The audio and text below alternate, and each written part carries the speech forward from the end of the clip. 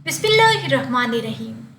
मेरी खाला ने मुझे शहर बुलाया कि यहाँ आकर अपनी पढ़ाई मुकम्मल कर लो। मैं खाला के घर रहने लगा, लेकिन मुझे रात को ऐसे महसूस होता जैसे कोई मेरे साथ सो रहा हो, लेकिन मैं ख्वाब समझ के भूल जाता। एक रात मुझे होश आई तो मेरी रूह लरज़ गई। जब वो खाला को मैं शुरू से नींद का बड़ा पक्का था, एक बार सो जाता तो उसके बाद शोर शराबा होता या ढोल बजता, मेरी नींद में कभी खलल नहीं आया था। मैं रात को सोता तो सुबह से पहले मेरी आंख ना खुलती, और सुबह भी मैं तभी उठता जब अम्मा मुझे अच्छी तरह झंझोड़ कर उठाती। शायद बेफिक्री का ज़माना था। मैंने 10वीं पास की और 11वीं में दाखिला लेने के बारे में सोच रहा था। एक दिन मेरी अम्मी ने कहा कि गांव में कोई भी तो कॉलेज नहीं है, इसलिए तुम्हें किसी करीबी शहर में जाना पड़ेगा, और मेरा ध्यान तुम्हारी तरफ ही लगा रहेगा। आज ही तुम्हारी खाला रोशन का फ़ोन आया, उसका मियाँ नौकरी के लिए सऊदीया जा रहा है। औलाद इसकी कोई नहीं है, बेचारी अकेली ही रहती है। ऐसा करो कि तुम शहर चले जाओ और अपनी पढ़ाई पर ध्यान दो, और वहाँ जाकर मुकम्मल कर लो, और तुम्हारी खाला को भी साथ मिल जाएगा। मैं भी तुम्हारी तरफ से बेफिक्र हो जाऊंगी। मुझे भी अम्मा की बात ठीक ही लगी थी, इसलिए मैंने ट्रेन पकड़ी और कराची शहर पहुँच गया, क्योंकि मैं जानता था कि यहाँ की पढ़ाई ज़्यादा अहमियत रखती है। अगर मुझे कराची की डिग्री मिली तो नौकरी भी अच्छी ही मिल जाएगी। गांव में लोग अपने बच्चों को ज़रा देर से स्कूलों में भेजते हैं, इसीलिए मैं 17 साल की उम्र में मैंने मैट्रिक पास किया था। मेरे अब्बा और अम्मा दोनों ही कद काट के बहुत ऊंचे, लंबे और सेहतमंद थे, इसलिए मैं 17 साल में ही अपनी उम्र से बड़ा लगता था। 5 साल बाद मैं खाला के पास कराची गया। फ़ोन पर ही मैंने खाला के घर का पता पूछ लिया। जैसे ही मैं पूछते पूछते खाला के घर पहुंचा तो वो दरवाजे पे ही खड़ी होकर मेरा इंतज़ार कर रही थी, दाएं बाएं गली में देख रही थी। मैंने टैक्सी इनके घर के पास रुकवाई और सामान उतारा। मुझे देख कर वो थोड़ा सा घबरा कर पीछे हटी। कहने लगी, कौन हो तुम? खाला के अजनबी नज़रों और हैरत से किया गया सवाल सुनकर मैं हंसने लगा। मैंने कहा, आपका हामद और कौन खाला? खाला तो मुझे देख के हैरत में डूब चुकी थी। कहने लगी, माशाल्लाह माशाल्लाह, क्या कद काट निकाला तुमने, मुझे तो अंदाज़ा ही नहीं था। ये कह के खाला ने मुझे अपने सीने से लगा लिया। मैं शुरू से ही शर्मीली तबीयत का मालिक था, ख़वातीन से ज़रा दूर ही रहता था। मैं तो अम्मी से बस हाथ ही मिलाता था, फिर मैंने खाला की जानब हाथ ही बढ़ा दिया, वो तो मेरे साथ ही लग गई।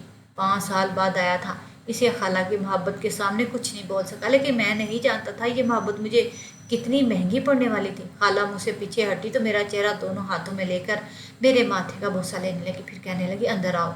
मैंने अपने हाथ से अपनी पेशानी को 4 दफ़ा साफ़ किया था। मुझे इन चीज़ों से बड़ी घिन आती थी, ना जाने क्यों, लेकिन बचपन ही से मैं ज़रा ख़वातीन और लड़कियों से दूर ही रहता था। मुझे अपनी मुखालफ जिन्स में ज़रा भी दिलचस्पी नहीं थी। मेरा मकसद अच्छी तालीम हासिल करना और एक अच्छी जॉब करना मेरा ख्वाब था, और इसकी तकमील के लिए मैं गाँव से शहर आया था। मेरी खाला ने खाने का बहुत अच्छा अहतमाम किया। मैंने खाना खाया तो सोने के लिए अपने कमरा में जाने के लिए पूछा। खाला कहने लगी, मैं तो खूब सारी बातें तुमसे करनी है, तुम क्या इतनी जल्दी सोने की बात कर रहे हो? मैंने कहा, खाला मैं इतना लंबा सफ़र करके आया हूँ, बातें हम कल कर लेंगे ना। फिर मुझे कल सुबह तो कॉलेज में अपने दाखिले के लिए भी जाना है, इसलिए मेरी तरफ से तो शबा खैर। मैं शाम को ही पहुंचा था, और खाना खाने के बाद मेरी आंखों में नींद उतरने लगी थी।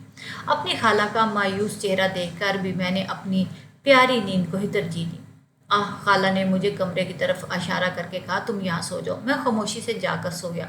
रात को सोया मैं सुबह ही उठा था, वो भी खाला के झंझोड़ने पर। एक बार वो कहने लगी, हाँ मत उठ जाओ, तुमने कॉलेज जाना था अपने दाखिले के लिए। एक आवाज़ मेरे कान में पड़ी तो मैं हड़बड़ा के उठा। घड़ी देखी तो 7 बजने का वक्त था। जल्दी जल्दी से तैयार हुआ और नाश्ता करके खाला के घर के करीब कॉलेज में ही दाखिले के लिए अप्लाई किया था। अब मैं बहुत अच्छे नंबरों से पास किया था, इसलिए मुझे कॉलेज में दाखिला भी मिल गया। मैंने पढ़ाई का बाकायदा आगाज़ भी कर दिया। इसके बाद मेरे साथ कुछ अजीब व गरीब वाक़यात होने लगे। घर आता तो खाला मेरे लिए खाना तैयार रखती थी। एक बार मैं टेबल पर खाना खाने बैठा तो मेरे बराबर में बैठ गई। मेरी जान उस वक्त निकली जब खाला ने अपना हाथ मेरे घुटने से ज़रा ऊपर रखा। मैं तो उछल ही पड़ा, भला ये क्या हरकत है? मेरे यूं चुपने पर खाला ने हाथ फ़ौरन से पीछे कर लिया। कहने लगी, तुम्हें क्या हुआ है? मैंने नफ़ी में सर हिला दिया। अरे, मेरा चेहरा देखने लगी। कहने लगी, तुम तो बिल्कुल भाई साहब जैसे निकले हो। ये कि उन्होंने ठंडी आ भरी थी, मेरे कंधे को सुलगाने लगी। मुझे वैसे ही इन चीज़ों से बड़ी सख्त चिढ़ थी, न जाने क्यों, लेकिन उस दिन मैं दोपहर का खाना ठीक से नहीं खा पाया। मगर मैंने सोचा कि खाला है, कोई मसला नहीं। लेकिन मेरी परेशानी में उस वक्त इजाफा हुआ जब ये सिलसिला ही जारी रहा। एक बार मैं रात को सो रहा था, मुझे लगा जैसे کوئی میرے چہرے پر اپنا ہاتھ پھیرا ہے۔ وہ میں اتنی گہری نیند میں تھا کہ مجھے لگا شاید یہ میرا وہم ہے، لیکن صبح جب میری آنکھ کھلی تو اپنا بیڈ دیکھ کے میرا خون کھول اٹھا، کیونکہ میرے بیڈ کی دوسری جانب کی چادر کچھ بکھری سی تھی۔ بہرحال میں بجھے دل کے ساتھ تیار ہو کر جیسے ہی کمرے سے باہر نکل آیا تو خالہ ٹیبل پر ناشتہ لگا رہی تھی۔ 7 بجے کا وقت تھا اور میری خالہ یوں تھی جیسے نہا کر آئی ہو۔ ان کے بال بالکل بھیگے ہوئے تھے، بلکہ بالوں سے پانی تک ٹپک رہا تھا۔ موسم بھی سرما تھا۔ پہلے تو مجھے حیرت ہوئی کہ انہیں کیا ضرورت پڑی تھی صبح صبح نہانے کی، وہ بھی اتنی سردی میں۔ کوئی بات تھی جس نے مجھے چونکنے پہ مجبور کیا۔ میری طرف دیکھ کر مسکرائے جا رہی تھی۔ میں ناشتہ کرنے کے لیے بیٹھا تو چائے میرے سامنے رکھ دی۔ میں نے 1-2 بسکٹ چائے کے ساتھ کھا لی اور پھر چائے پینے لگا۔ خالہ کہنے لگی، مجھے نہیں پتا کہ تم سوتے ہوئے اتنے پیارے لگتے ہو۔ یہ سن کر کے چائے سیدھی جا کر میرے حلق میں ہی لگی تھی۔ میں بری طرح کھانسنے لگا تھا۔ وہ فٹافٹ میرے پاس آئی، میرے کمر پر دھیرے دھیرے سے ہاتھ پھیر کر سلگانے لگی۔ میں تو فوراً سے کھڑا ہو گیا۔ میں نے اپنا بیگ اٹھایا اور گھر سے باہر نکلا۔ مجھے یاد آنے لگا جیسے میں اپنا گمان یا یہ خواب سمجھ رہا تھا۔ وہ شاید میرا خواب نہیں تھا۔ میں نے خود کو تسلی دینے کے لیے سر جھٹکا۔ شاید وہ صبح مجھے اسکول کے لیے جگانے آئی ہو، تب انہوں نے مجھے دیکھا ہو، اس لیے ایسا کہا ہو۔ ایسے کیسے ہو سکتا؟ وہ میری خالہ ہے، میری ماں کی سکی بہن ہے، میری ماں جیسی ہے۔ مجھے اپنی خالہ کے بارے میں ایسا کچھ نہیں سوچنا چاہیے۔ جب بھی گھر آتا خالہ میرے ساتھ بیٹھی رہتی، کہتی مجھ سے باتیں کرو۔ میں پورا دن گھر میں بور ہو جاتی ہوں۔ گھر میں ان کے ساتھ بیٹھ جاتا تو بہانے سے کبھی میرا کندھا سلگانے لگتی تو کبھی میری کمر پر ہاتھ پھیرنے لگی۔ مجھے یہ چیزیں جتنی بری لگتی تھی اتنا ہی میرے خالہ یہ حرکتیں میرے ساتھ کرتی تھی۔ اس کا حل میں نے یہ نکالا کہ میں کالج کے بعد چھوٹے بچوں کو ٹیوشن پڑھانے کے لیے چلا جاتا اور پھر میں شام کو ہی واپس لوٹتا۔ میری پوری کوشش ہوتی کہ میں زیادہ سے زیادہ وقت اپنا گھر سے باہر گزاروں، کیونکہ گھر میں جو میرے ساتھ ہو رہا تھا وہ مجھے پریشان کر رہا تھا۔ انہی دنوں بشرا سے میری دوستی ہوگی۔ جہاں میں پڑھانے جاتا وہ ان کی بڑی بہن تھی، 9ویں کلاس میں پڑھتی تھی۔ میں اس کے چھوٹے بہن بھائیوں کو پڑھاتا تھا جو کہ 5ویں 6ٹھی جماعت کے طالب علم تھے، لیکن جب اسے کسی چیز میں مشکل پیش آتی تو میں اسے بھی سمجھا دیتا۔ وہ کافی باتونی قسم کی لڑکی تھی، وہ کافی خوبصورت اور پیاری لڑکی تھی۔ میں ایسا لڑکا تھا تو نہیں، لیکن نہ جانے کیوں مجھے وہ اچھی لگنے لگی تھی۔ اس لیے ہم نے فون نمبر کا تبادلہ بھی کر لیا، لیکن ہم لوگ بات چیت کبھی کبھی ہی کرتے ہیں۔ ہماری باتیں زیادہ تر اسی موضوع پر ہوتی ہیں، ہمیں مستقبل میں ایک اچھی فیلڈ کا انتخاب کرنا چاہیے۔ ویسے تو وہ پڑھائی میں بہت اچھی تھی، اچھے گریڈ لیتی تھی، لیکن کیمسٹری فزکس میں اسے مشکل آتی تھی تو میں اس کی مدد کرتا تھا۔ اس کی وجہ سے شاید یہ بھی تھی کہ ہماری پسند ناپسند بہت ملتی جلتی تھی، ہمارے سبجیکٹ بھی سیم تھے، مشاغل بھی سیم تھے۔ اور شام کے وقت جب میں ٹیوشن پڑھا کے واپس آیا تو خالہ نے چائے بنائی تھی۔ میں چائے پی کر اپنے کمرے میں جانے لگا تو کہنے لگی، حامد تھوڑی دیر میرے پاس بھی بیٹھ جایا کرو۔ میں خالہ کے پاس بیٹھ گیا، لیکن اسی وقت مبشرہ کی کال آئی۔ جب میں نے موبائل پر مبشرہ کا نام دیکھا تو فوراً سے اٹھ کر باہر صحن میں آ گیا۔ ابھی وہ مجھ سے فزکس کی کچھ چیپٹر کے سوال کے بارے میں پوچھ رہی تھی، میں اسے بتانے لگا۔ اس کے بعد کچھ دیر ادھر ادھر کی باتیں کرنے کے بعد میں نے فون بند کر دیا، لیکن جیسے ہی میں نے پلٹ کر دیکھا تو خالہ مجھے پیچھے گھور رہی تھی۔ کہنے لگی، کس سے بات کر رہے تھے؟ مجھے خالہ کا یہ پوچھنا ذرا بھی اچھا نہیں لگا تھا۔ میں نے کہا، میں کسی سے بھی بات کر رہا ہوں، آپ سے مطلب؟ اگر میں ٹیوشن میں پڑھانے جاتا ہوں، اپنے اسٹوڈنٹ کو ایک سوال سمجھا رہا تھا۔ کہنے لگی، یہ کیسے اسٹوڈنٹ تھے جو تم سے موسم کے بارے میں پوچھ رہی تھی اور یہ پوچھ رہی تھی کہ کیا تم کر رہے ہو؟ مجھے خالہ کا تشویش کرنا ذرا اچھا نہیں لگا تھا۔ میں نے کہا، خالہ کیا ہو گیا آپ کو؟ اس میں غصہ کرنے والی کیا بات ہے؟ کہنے لگی کہ تم یہاں پڑھنے آئے ہو، اس لیے پڑھائی پر توجہ دو تو زیادہ بہتر۔ یہ کہہ کے انہوں نے میرا موبائل میرے ہاتھ سے چھین لیا۔ میں تو ہکا بکا انہیں دیکھتا ہی رہ گیا۔ میں نے کہا، خالہ یہ آپ کیا کر رہی ہیں؟ کہنے لگی کہ بس جب تک تم گھر میں رہو گی تمہیں موبائل نہیں ملے گا۔ اپنی خالہ کا رویہ سر سے سمجھ نہیں آ رہا تھا۔ موبائل پر میرے دوستوں کی بھی کال آتی، پھر ہم لوگ پڑھائی میں بھی ایک دوسرے سے موبائل سے مدد لیتے۔ موبائل تو ہر ایک کی ضرورت بن چکا تھا۔ میں نے کہا، خالہ پلیز میرا موبائل مجھے واپس کرے، لیکن وہ میرا موبائل لیے اپنے کمرے میں چلے گی۔ مجبوراً مجھے ان کے کمرے میں جانا پڑا۔ کہنے لگی کہ میں ہرگز تمہیں یہ موبائل نہیں دوں گی، بس بہت ہو چکا۔ خالہ کہنے لگی کہ میرے ابا کو فون کریں گے اور کہیں گی کہ حامد پڑھنے کے بجائے نہ جانے کن چکروں میں پڑ گیا، لڑکیوں سے باتیں کرتا ہے۔ میں نے کہا، آپ کو امی ابو جو کہنا ہے کہتی رہیں، لیکن میرا موبائل واپس کر دیں، مجھے اپنے دوستوں سے بات کرنی ہوتی ہے۔ یہ کہہ کے میں نے ان کا ہاتھ پکڑا اور ان کے ہاتھ سے اپنا موبائل چھین کر کمرے سے باہر نکل گیا۔ اپنی خالہ کی حرکتوں کی وجہ سے میں عاجز آ چکا تھا۔ میرے دل چاہا تھا کہ میں کسی ہاسٹل میں داخلہ لے لوں یا پھر واپس گاؤں چلا جاؤں۔ یہ سوچتے سوچتے میری آنکھ لگی، آنکھوں میں اتنی گہری نیند تھی کہ میں نے آج بھی نہیں دیکھا تھا کہ کون میرے ساتھ رات بھر میرے چہرے اور گردن پر ہاتھ پھیرتا رہا۔ صبح جب آنکھ کھلی تو میں نے یونیفارم پہنا۔ جیسے ہی میں کمرے سے باہر نکلا میری خالہ بڑے اچھے موڈ میں تھی۔ پھر آج بھی ان کو دیکھ کر مجھے عجیب سا محسوس ہونے لگا، مجھے یہ لگنے لگا نہ جانے رات کو میرے ساتھ کیا کرتی ہے، کیونکہ میری شرٹ کے اوپر والے 2 بٹن بھی کھلے ہوئے تھے۔ میرا دل تب سے ہی بے چین ہے۔ خالہ آج پھر مسکرانے لگی تھی، لیکن دل ٹھٹک سا گیا تھا۔ میں نے ناشتہ کیے بنا ہی گھر سے جانے لگا تو کہنے لگی، ہامن ناشتہ کر لو۔ ٹھیک ہے، میں نے تمہیں کچھ نہیں کہتی، میں رات کو غصے میں تھی، میں دوبارہ تمہارا موبائل نہیں لوں گی۔ لیکن بعد میں نے سوچا کہ مجھے خود اپنی غلطی کا احساس ہو گیا تھا۔ میں جانتی ہوں کہ آج کل بچوں کی پڑھائی موبائل کے بغیر پوری نہیں ہوتی، بس مجھے غصہ اس بات پہ تھا کہ تم سارا وقت باہر گزارتے، میرے پاس بیٹھ کے بات ہی نہیں کرتے۔ میں نے کہا آپ خالو سے بات کر لیا کریں۔ میرا یہ کہنا تھا کہ خالہ کی رنگت اڑ گئی تھی، ان کے چہرے پہ ناگواری سی چھا گئی تھی، اور یہ دیکھ کر مجھے حیرت ہوئی تھی وہ خالو کے نام پہ ایسا تاثر کیوں دے رہی تھی۔ کہنے لگی ان کے پاس میرے لیے وقت ہی کب ہوتا ہے۔ یہ کہہ کے وہ اپنے کمرے میں چلے گی۔ اسی دن میری والدہ کا فون آ گیا، کہنے لگی کہ تم کیوں اپنی خالہ کے پاس بیٹھ کر باتیں نہیں کرتے۔ آج وہ فون کر کے رو رہی تھی اور کہہ رہی تھی ہم پورا دن گھر سے باہر رہتا ہے۔ اب میں امی سے کیا کہتا کہ خالہ کی حرکتیں کتنی عجیب ہیں۔ میں انہیں اپنی ماں سمجھتا، لیکن وہ میں کیا کہتا امی سے۔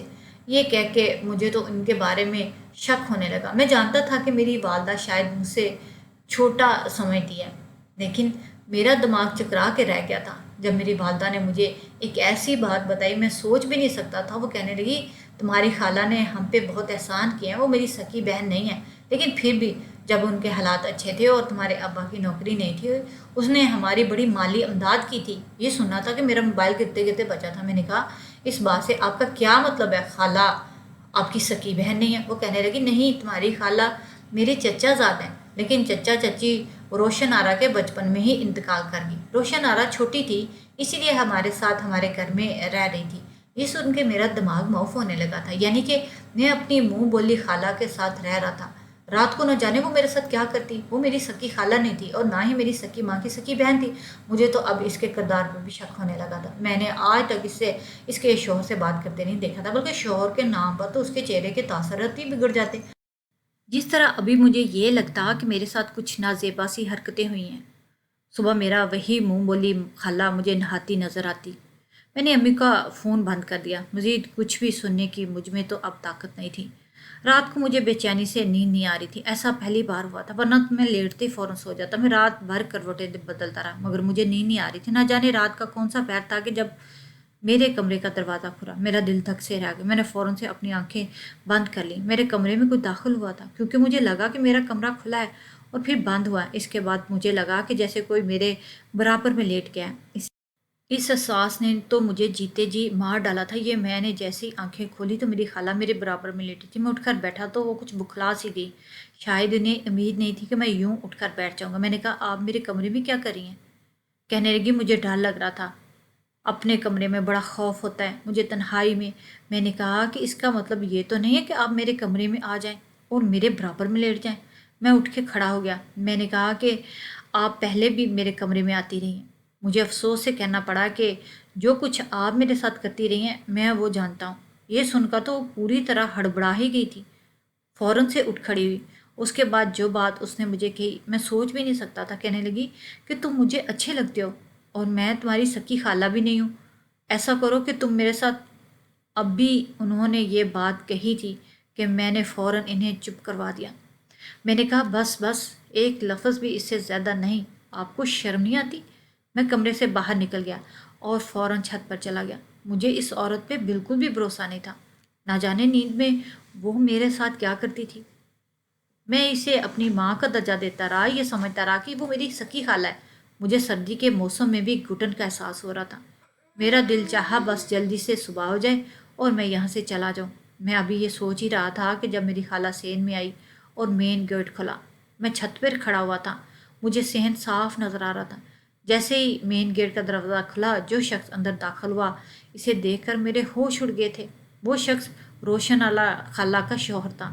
میں حیران رہ گیا کیونکہ یہ کراچی میں تھا، تو پھر خالہ نے جھوٹ کیوں بولا کہ وہ سعودیہ میں ہے؟